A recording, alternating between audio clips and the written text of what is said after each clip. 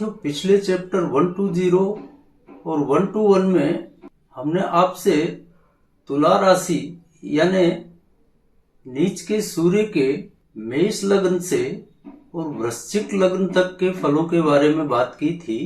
आइए आज बात करते हैं धनु लग्न से लेकर मीन लग्न तक सूर्य यदि तुला राशि में हो तो वो क्या फल देंगे। अब धनु लग्न में सूर्य 11वें भाव में होंगे तो तुला राशि में होंगे और नीच के हो जाएंगे।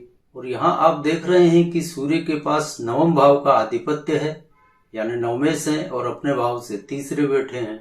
और यहाँ नवमेश होने के बाद भी जातक को भाग्य का कोई बहुत ज्यादा सहारा देने में यह सहायक सिद्ध नहीं होंगे, क्योंकि यहाँ पर इनकी अपने भाव से दूरी तीसरी है और 9वें भाव से तीसरा भाव विरोधी भाव हो जाता है। इसलिए यह भाग्य का सहारा देने में असमर्थ ही साबित होते हैं। और इनकी उच्च राशि पंचम भाव में है और पंचम से दूरी वही सप्तम की, इसलिए पंचम और सप्तम दोनों भाव एक्टिव हो जाएंगे। और इनकी नीच राशि जहाँ की यह बैठे हुए हैं वह एकादश भाव में है और दूरी वही प्रथम भाव की है। इस नाते लग्न और एकादश ये दोनों भाव डीएक्टिवेट हो जाएंगे।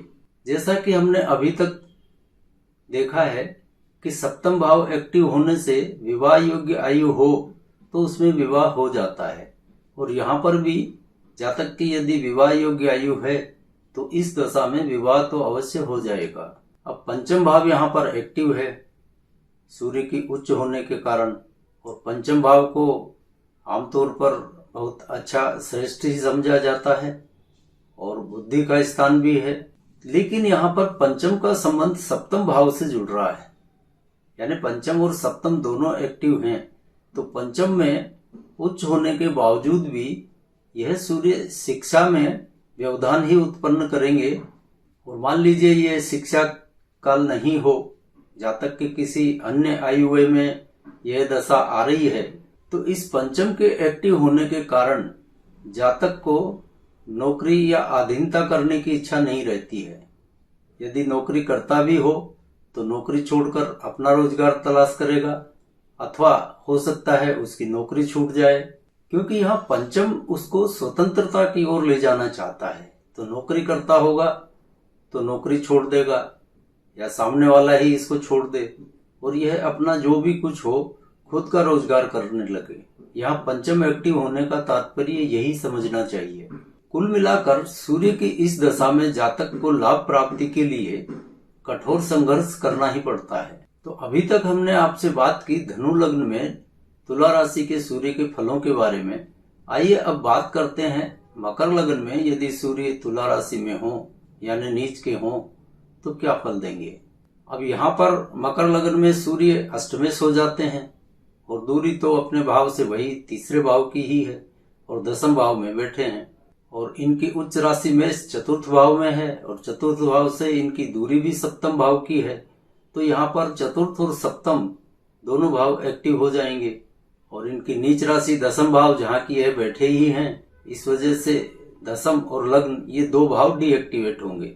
यहाँ अष्टमेश होकर दसम भाव में बैठे हैं, दसम यानी कर्म भाव, और दसम को ही डीएक्टिवेट कर रहे हैं। इस वजह से इस दशा काल में जातक के कार्य व्यवसाय में एक रूपता नहीं रहती है। कार्य व्यवसाय के मामले में यह संघर्ष को और बढ़ा देते और यहाँ पर पैतृक संपत्ति में भी न्यूनता ही करते हैं। इस दशा काल के आने तक यदि जातक का धंधा बहुत अच्छा भी चल रहा हो तो भी यह दशा शुरू होते ही काम धंधे रोजगार में उसको संघर्ष और कठिनाइयों का दौर शुरू हो जाता है। यहाँ पर कर्म में गिरावट तो आएगी ही, और दूसरी तरफ सप्तम एक्टिव है तो सप्तम का एक मतलब तो विवाह होने से है और दूसरा मतलब है साइड धंधे का, यानी यह मुख्य धंधे के अलावा भी जातक साइड धंधों में हाथ पैर मारने लगता है।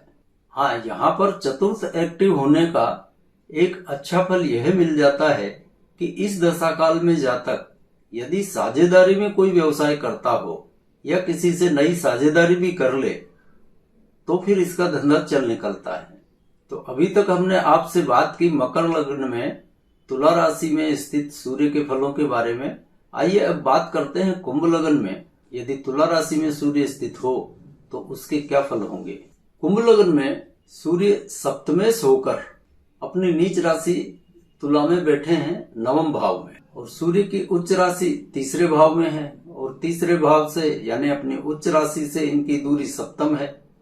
इस कारण वही तृतीय और सप्तम दो भाव एक्टिव होंगे, और नीच राशि नवम भाव में ही बैठे हैं तो नवम भाव और लग्न ये दो भाव डीएक्टिवेट हो जाएंगे। इस दशा में ऐसा जातक जिद्दी, क्रोधी और कामी स्वभाव का हो जाता है, और चूंकि यह सप्तमेश है इसलिए इस दशा काल में जातक काम वासना के प्रति नीति अनीति इसका कुछ भी ध्यान नहीं रख पाता। अमर्यादित सा व्यवहार इस मामले में उसका पाया गया है। चूंकि यहाँ पर नवम भाव डीएक्टिवेट है तो भाग्य का सहारा मिल नहीं पाता, फलस्वरूप जीवन में संघर्ष और मेहनत बढ़ जाती है, और इसी नवम के डीएक्टिवेट होने के कारण उच्च स्तर की विद्या में भी रुकावट व्यवधान पैदा होंगे। कुल की परंपराओं में, बड़े बुजुर्गों के साथ संबंधों में, इनमें भी गिरावट आती है। अक्सर इस दशा में जातक विवेकपूर्ण निर्णय नहीं ले पाता है, बल्कि उसके निर्णय अधिकतर गलत ही होते हैं। कोई भी सही डिसीजन नहीं कर पाता है। कार्य रोजगार में भी बदलाव का सामना करना पड़ता है। अगर इस दशा का आगमन अविवाहित अवस्था में होता है तो जातक का जीवन द्वयम दर्जे का ही व्यतीत होता है। लेकिन विवाह हो जाए यानी पत्नी का आगमन हो जाए, या इसे यूं भी कह लें कि सप्तम भाव जागृत हो जाए, क्योंकि सप्तम भाव पत्नी का है, पत्नी आ गई तभी सप्तम भाव जागृत होगा। उस अवस्था में यह दशा इतनी खराब नहीं व्यतीत होती, यानी विवाह होने के बाद में स्थितियां काफी कुछ अनुकूल रहती हैं। तो अभी तक हमने आपसे बात की कुंभ लगन में नीच के सूर्य के फलों के बारे में। आइए अब जानते हैं मीन लगन में तुला राशि में यदि सूर्य बैठे हों तो वो क्या फल देंगे।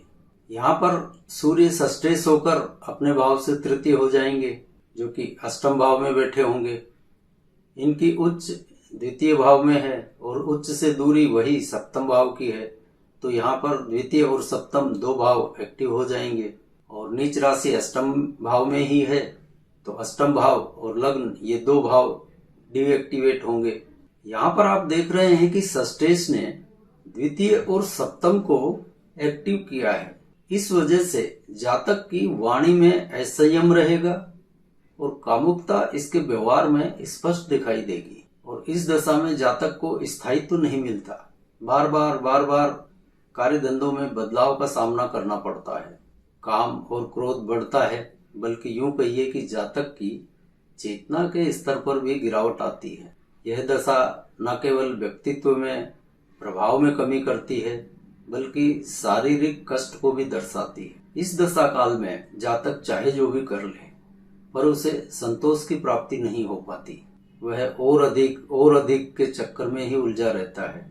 हमने आपसे चैप्टर 120, 121 और आज के चैप्टर 122 में सभी लग्नों में सूर्य यदि नीच राशि तुला में बैठे हों इसके बारे में बात कर ली है, और न सिर्फ फलों की बात की है बल्कि तकनीकी रूप से एक्टिव और डीएक्टिव भावों सहित आपसे विस्तारित रूप से बात की है। अब यहाँ पर वो दर्शक जिनको ज्योतिष से ज्यादा कुछ लेना देना नहीं है, वो सिर्फ अपने सूर्य की दशा का फल जानने आए हैं, उन तक तो बात ठीक है, उनका काम तो यहाँ तक हो गया।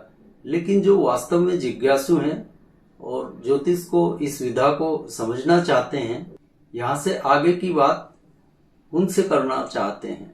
आपने शास्त्र की यह बात तो अवश्य पढ़ी होगी कि नीच राशि का सूर्य हजारों राजयोगों को नष्ट कर देता है, और अभी तक के तीनों चैप्टर्स में आपने सूर्य के फलों को जानकर इस बात पर यकीन भी कर लिया होगा। हमने इसी वजह से यहाँ पर कोशिश की है कि इस बात के तकनीकी पहलू को समझा जाए, और जिन्होंने थोड़ी बहुत हमारी बात को समझा होगा उनको इसका तकनीकी पहलू भी समझ में आ गया होगा, और जिन लोगों ने इस पर ध्यान नहीं दिया या जो ज्यादा इस बात पर गौर नहीं करते, तो उनके लिए बता दें कि तुला राशि में होने पर सूर्य की स्थिति कुछ अलग सी हो जाती है। सूर्य किसी भी लग्न में, किसी भी भाव में बैठे, यदि तुला राशि में बैठे हैं तो वो लग्न को डीएक्टिवेट कर देंगे और सप्तम को एक्टिव कर देते हैं। यही लग्न का डीएक्टिवेट होना और सप्तम का एक्टिव होना, यही एक पहलू है जो इस तुला राशि स्थित सूर्य के इतने खराब फल मिलते हैं। क्योंकि लग्न के डीएक्टिवेट होने से जातक का मान सम्मान, व्यक्तित्व सभी कुछ धूमिल हो गया होता है। और दूसरी तरफ सप्तम भाव का एक्टिव होना यह मुश्किलें खड़ी कर देता है। क्योंकि सप्तम भाव आप जानते हैं संसार का है, पतन का है। जब लग्न डीएक्टिवेट होकर सप्तम भाव एक्टिव हो, इसके फलस्वरूप जातक में काम वासना का विस्तार, माया मोह लक्ष्मी संसार का विस्तार, बस यही कुछ उसके मन में समाया रहता है। अपने मान सम्मान इसकी परवाह नहीं रहती है, क्योंकि यहाँ पर लग्न डीएक्टिवेट हो चुका है। और अपने मान सम्मान रूपी लग्न की बलि देकर भी वह इस सप्तम के पीछे दौड़ने लगता है, माया रूप के पीछे दौड़ने लगता है। और यही इस दशा का सबसे खराब परिणाम देने के लिए उत्तरदायी होता है। और बदले में क्या मिलता है? निराशा, दुख और अंधी दौड़। और एक बात कहना चाहेंगे कि यह सिर्फ यदि सूर्य का दशाकाल ही हो तो जातक अपनी जीवन शैली को मर्यादित करके इस पर काबू पा सकता है। काफी कुछ इसके फलों को नियंत्रित किया जा सकता है। फल तो क्या, दुष्फलों को नियंत्रित किया जा सकता है। और जो शास्त्र की बात है हजारों राजयोगों के नष्ट होने की, तो उससे ज्यादा कुछ घबराने की बात नहीं है। अनेकों लोगों की कुंडली में सूर्य तुला राशि में होते हैं। साल में 1 महीना सूर्य तुला राशि में ही रहेंगे। 14 अक्टूबर से 14 नवंबर के बीच प्राय तुला राशि में ही रहते हैं। साल में 12 महीने होते हैं। 1 महीने तुला राशि में सूर्य हैं, 12वां हिस्सा तो तुला राशि में सूर्य वालों का होगा ही। शास्त्र का उपरोक्त नियम पूरी तरह से तब लागू होगा जब जन्म कुंडली में चंद्रमा कृतिका, उत्तरा फाल्गुनी और उत्तराषाढ़ा नक्षत्र में हो और जन्म तारीख 14 अक्टूबर से 14 नवंबर के बीच की हो। यानी जिस समय में सूर्य का तुला राशि से भ्रमण हो जन्म समय में, इसी स्थिति में सूर्य नक्षत्र स्वामी होंगे। तो सूर्य नक्षत्र स्वामी हो तो शास्त्र वाली बात लागू पड़ेगी। और जीवन में दशाकाल तो आते जाते रहते हैं। इस सूर्य की दशाकाल में कष्ट तो होता ही है, लेकिन हम मनुष्य हैं और परमात्मा ने हमें बुद्धि और साहस दिया है। तो यह नक्षत्र स्वामी नहीं हो तो अपनी जीवन शैली को नियंत्रित करके इसके दुष्फलों को बहुत कुछ कम किया जा सकता है। आज के चैप्टर को यहीं विराम देते हैं और अगली बार आपसे मिलते हैं फिर किसी नए विषय के साथ। तब तक के लिए जय जय सिया राम।